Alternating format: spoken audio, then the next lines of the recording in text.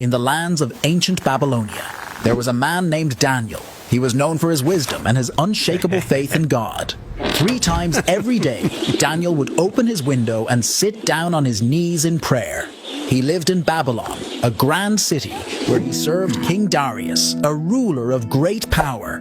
Daniel was so good at his job that the king wanted to put him in charge of the whole kingdom. But not everyone was happy about this. Some of the other leaders were jealous of Daniel. They knew he was loyal to his God and prayed to him 3 times a day. So, they made a sneaky plan. They went to King Darius and convinced him to make a law that for 30 days, no one could pray to any god or human except to the king.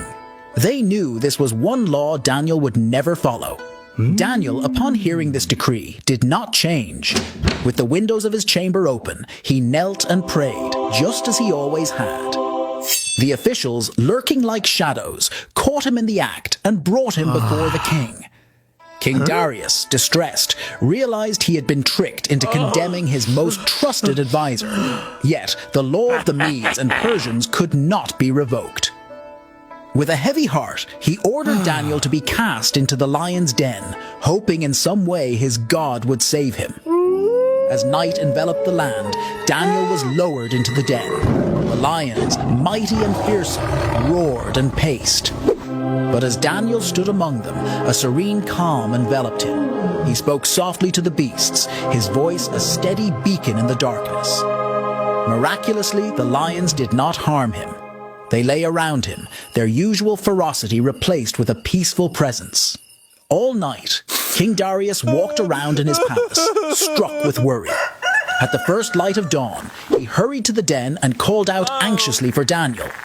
From the depths of the den, Daniel's voice rose, steady and calm. "O king, my God sent his angel and the lions have not hurt me."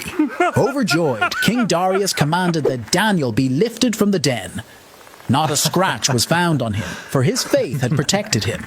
Then, in a turn of justice, the king ordered those who had conspired against Daniel to be thrown into the lion's den.